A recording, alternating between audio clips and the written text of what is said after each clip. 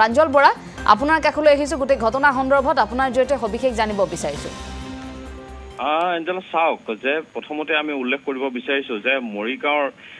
যিটো অঞ্চল মৈৰাবাৰী অঞ্চল এই অঞ্চলটোত আচলতে বিভিন্ন ধৰণৰ অপৰাধজনিত ঘটনাৰ এতিয়া শীৰ্ষত আছে আৰু বিশেষকৈ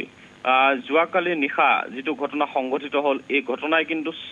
চিন্তাত পেলাইছে সকলোকে কাৰণ চাওক যে নিশা ভাগত তিনিজনকৈ যুৱক তেওঁলোক বজাৰ কৰিবলৈ আহিছিলে মৈৰাবাৰী বজাৰলৈ গৰৈমাৰীৰ পৰা আহিছিলে মৰিগাঁৱৰ গৰৈমাৰীৰ পৰা তেওঁলোক মৈৰাবাৰী বজাৰলৈ আহিছিল আৰু বজাৰ কৰিবলৈ অহাৰ সময়তে এই যি তিনিটাকৈ আচলতে দুৰ্বৃত্ত এই তিনি যুৱকক আচলতে তেওঁলোকক অপহৰণৰ দৰে ঘটনা সংঘটিত কৰি তেওঁলোকক এটা নিজান ঠাইলৈ লৈ যায় আৰু নিজান ঠাইলৈ নি এই তিনি যুৱকক তেওঁলোকে ধন দাবী কৰে আৰু ধন দাবী কৰাৰ পিছত সেই তিনি যুৱক আচলতে বিপদত পৰে কি কৰিব তেওঁলোক হতবাক হয় আৰু পৰিয়ালৰ লগত যোগাযোগ কৰি অৱশেষত তেওঁলোকক মুক্তিপণ হিচাপে 20,000 টকা দিবলগীয়া হয় আৰু এই যি তিনি যুৱকৰ পৰিয়াল তেওঁলোকৰ পৰিয়ালৰ লোকে 20,000 টকা এই তিনি দুৰ্বৃত্তক দিবলগীয়া হয় আৰু তেওঁলোক তাৰ পিছত তেওঁলোকক মুকলাই দিয়ে কিন্তু ঘটনাটো হৈছে এই যি তিনিটাকৈ দুৰ্বৃত্ত এই তিনি দুৰ্বৃত্ত কিন্তু বিভিন্ন অসামাজিক কাৰ্যকলাপৰ লগতে হত্যাকাণ্ডৰ লগত জড়িত নাৰীৰ দেহ সৰবৰাহৰ লগত জড়িত আৰু বিভিন্ন ধৰণৰ তেওঁলোকৰ ওপৰত অভিযোগ আছে দীৰ্ঘদিনৰ পৰা আৰু বিশেষকৈ এই তিনি যুৱকক যেতিয়া তেওঁলোকে ঘৰলৈ গৈ সকলো কথা ঘৰৰ পৰিয়ালৰ আগত বিৱৰি কৰে তাৰ পিছত মৈৰাবাৰী আৰক্ষী থানাত এজাহাৰ দিবৰ বাবে এই তিনি যুৱকৰ পৰিয়ালসহ তেওঁলোক আহে মৈৰাবাৰী আৰক্ষী থানালৈ আৰু আহি থকাৰ সময়তে মৈৰাবাৰীৰ মাজমজিয়াত বজাৰৰ মাজমজিয়াত এই তিনি দুৰ্বৃত্তৰ এটাক দেখা পায় আৰু দেখাৰ পোৱাৰ পিছতে হৈচৈ লাগে আৰু স্থানীয় ৰাইজৰ সহযোগত এই যি দুৰ্বৃত্ত আচলতে অপহৰণকাৰী এটাক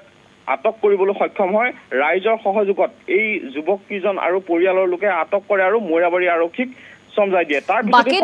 বাকি দুটা দুৰ্বৃত্ত যেহেতু প্ৰাঞ্জল পলায়ন কৰিছে সেই দুটা কৰায়ত্ব কৰিবলৈ আৰক্ষীৰ ব্যৱস্থাবোৰ কেনে ধৰণৰ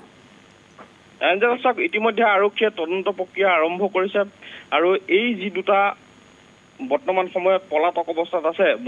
মৈৰাবাৰী আৰক্ষীয়ে ইতিমধ্যে অভিযান অব্যাহত ৰাখিছে কিন্তু চাওক এই যি তিনি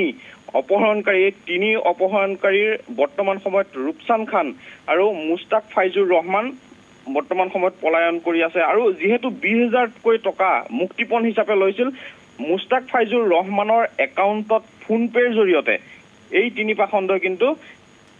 তেওঁলোকে 20,000 টকা মুক্তিপণ হিচাপে লৈছিল কিন্তু ঘটনাটো হৈছে যে এনে ধৰণৰ ঘটনা মৈৰাবাৰীৰ হেন ঠাইত যেহেতু ঘটনাটো ঘটিছে মৈৰাবাৰী আৰক্ষীয়ে কিন্তু এই তিনি পাখণ্ডক যেহেতু এটা বৰ্তমান আৰক্ষীৰ জালত পৰিছে মৈৰাবাৰী আৰক্ষীৰ জালত পৰিছে যিটো সাগৰ বুলি কোৱা হয় মৈৰাবাৰী আৰক্ষীৰ জালত পৰিছে বৰ্তমান যিটো মুস্তাক ফাইজুৰ ৰহমান আৰু ৰূপচান খান এই দুটাক কিন্তু মৰিগাঁও আৰক্ষীয়ে অতি শীঘ্ৰে কৰায়ত্ব কৰি এই সমগ্ৰ যিটো ঘটনা এই সমগ্ৰ ঘটনাটো আচলতে তদন্ত প্ৰক্ৰিয়া আৰম্ভ কৰিব লাগে আচলতে যিটো ঘটনা সংঘটিত হ'ল এই ঘটনাটো যাতে পুনৰবাৰ সংঘটিত কৰিবলৈ মৰসাহ নকৰে এই তিনি পাখণ্ডই আৰু পলাতক দুটাক আটক কৰাটো বৰ্তমান সময়ত বিচাৰিছে ইতিমধ্যে মৈৰাবাৰী আৰক্ষী থানাত এই তিনি যুৱকে এজাহাৰ দাখিল কৰিছে এজাহাৰৰ ভিত্তিত যোৱা নিশাই মৈৰাবাৰী আৰক্ষীয়ে ইতিমধ্যে তদন্ত প্ৰক্ৰিয়া আৰম্ভ কৰিছে এঞ্জেলা হয় আমি আপোনাক ধন্যবাদ জনাইছো প্ৰাঞ্জল সবিশেষ জনোৱাৰ বাবে আছিল বটদ্ৰৰ সাংবাদিক প্ৰাঞ্জল বৰা তেওঁ ইতিমধ্যে জনাইছে আৰক্ষী তদন্ত প্ৰক্ৰিয়া আৰম্ভ হৈছে আজহাৰুল ওমৰ আৰু ইছৰাফিলক ইতিমধ্যে আৰক্ষীয়ে উদ্ধাৰ কৰিছে 20,000 টকাৰ বিনিময়ত অপহৃতক ইতিমধ্যে তেওঁলোকে মুকলি কৰি দিছে কিন্তু দুৰ্বৃত্তক কৰায়ত্ব কৰিবলৈ সক্ষম হৈছে আৰক্ষীয়ে এটা দুৰ্বৃত্ত কৰায়ত্ব কৰিছে দুটা এতিয়াও পলাতক কিন্তু দুইটা খুব সোনকালে কৰায়ত্ব কৰা হ'ব পাৰে আৰু লগে লগে হয়তো বহুখিনি দিশ উন্মোচিত হ'ব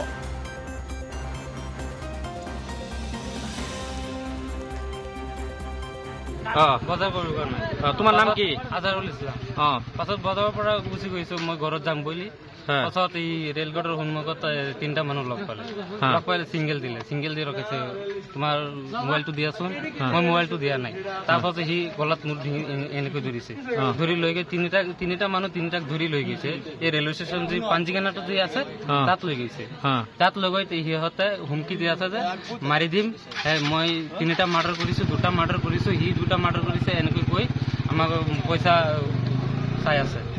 পাছত 3 লাখ খুজিছে 3 লাখ দিবৰ কাৰণে এজন মানুহ 1 লাখ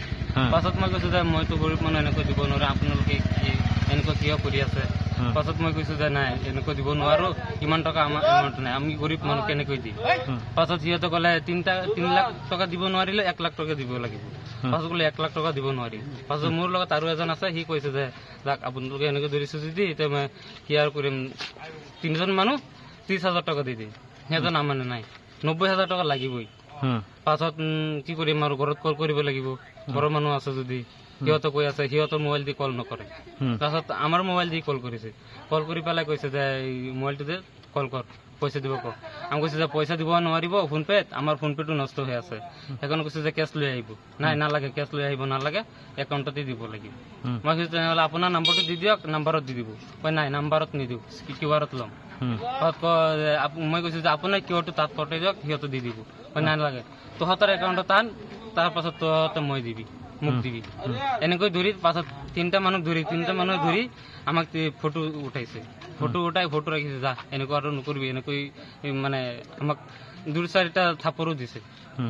আৰু টকা কিমান দিছা তোমালোকে টকা দিছো 20,000 টকা লাষ্টত সিহঁতে মোৰ দাদা আছে ভাই আছে সিহঁতৰ লগত কথা পাতি সিহঁতৰ লগত ডিমাণ্ড কৰি আছে 30,000 টকা দিবই লাগিব সিহঁতে কৈছে নাই ইমান টকা দিব নোৱাৰিম 10,000 টকা দিম 10,000 টকা নহ'ব 30,000 টকা লাগিবই পাছত সিহঁতে কৈ 20,000 টকা লাষ্ট 20,000 টকা দিম